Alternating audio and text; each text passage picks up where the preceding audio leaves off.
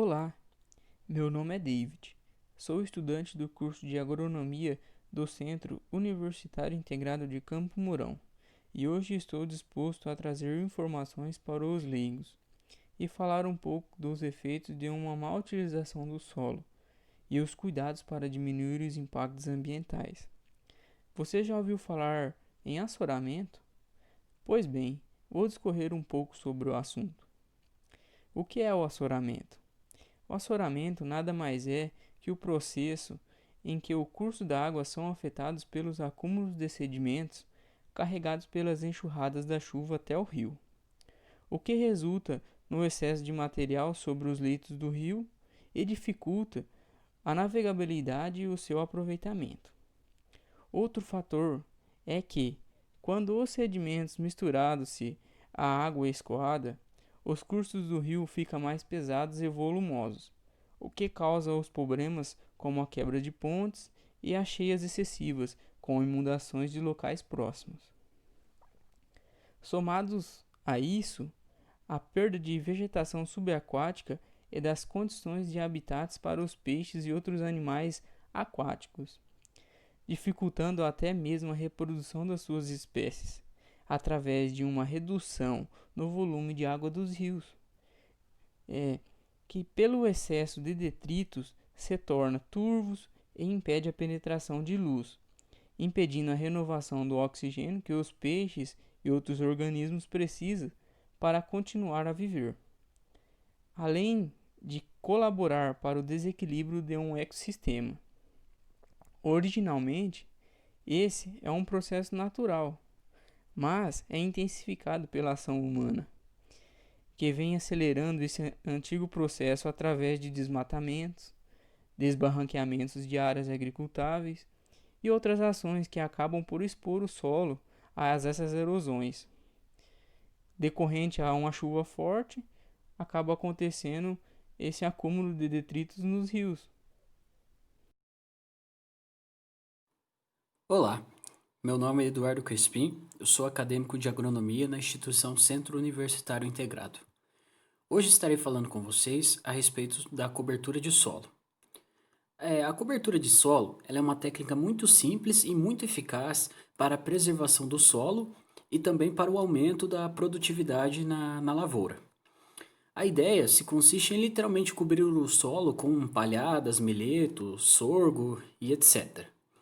Os seus efeitos ela obtém uma proteção do solo contra as variações bruscas de temperatura, além de também reter a umidade no solo, combater ervas daninhas, fornecer nutrientes para o solo, proteger da erosão e proteger o solo do impacto das gotas de chuva.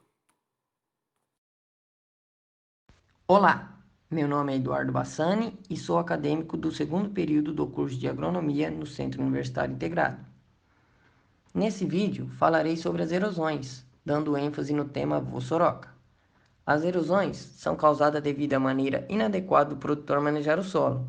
Ela pode acarretar diversos fatores, como por exemplo a vossoroca.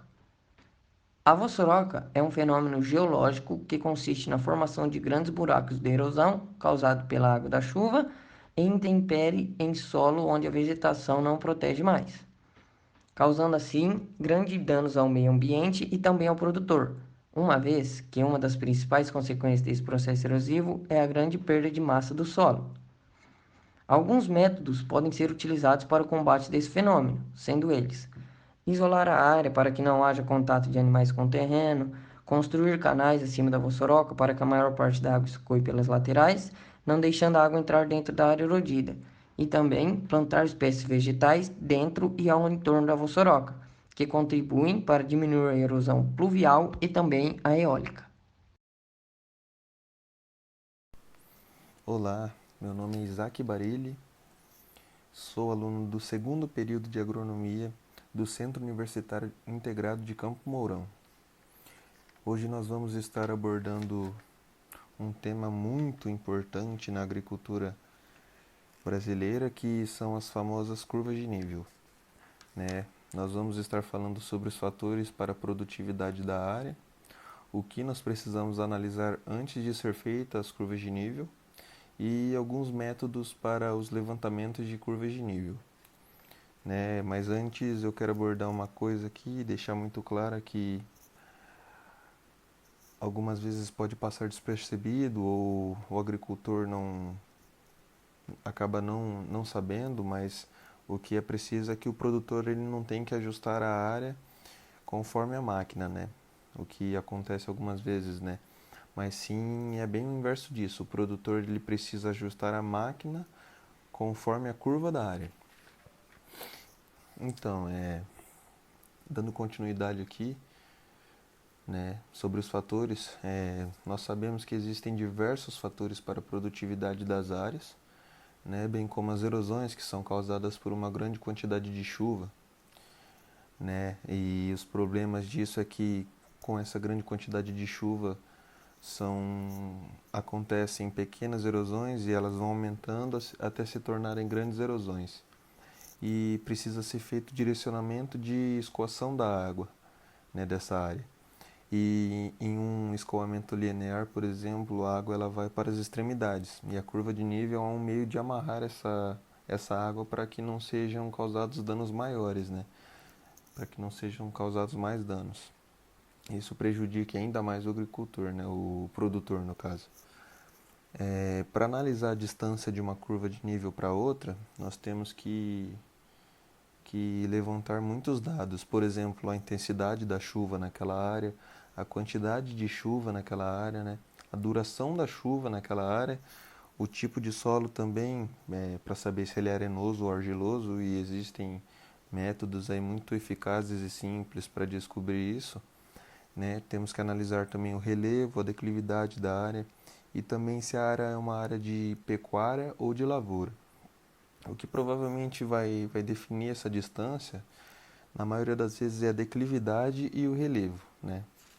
Uma coisa que a gente tem que tomar muito cuidado, por exemplo, é para deixar as curvas sempre iguais, né? Nunca deixar uma curva maior que a outra, porque se uma curva fica maior que a outra, o, o, o tanto de água que uma vai acumular vai ser maior do que a outra, ou seja, ela vai acabar arrebentando e não é uma coisa muito legal. Então precisa ser uma coisa muito correta, uma curva muito precisa, todas precisam ser muito iguais, né?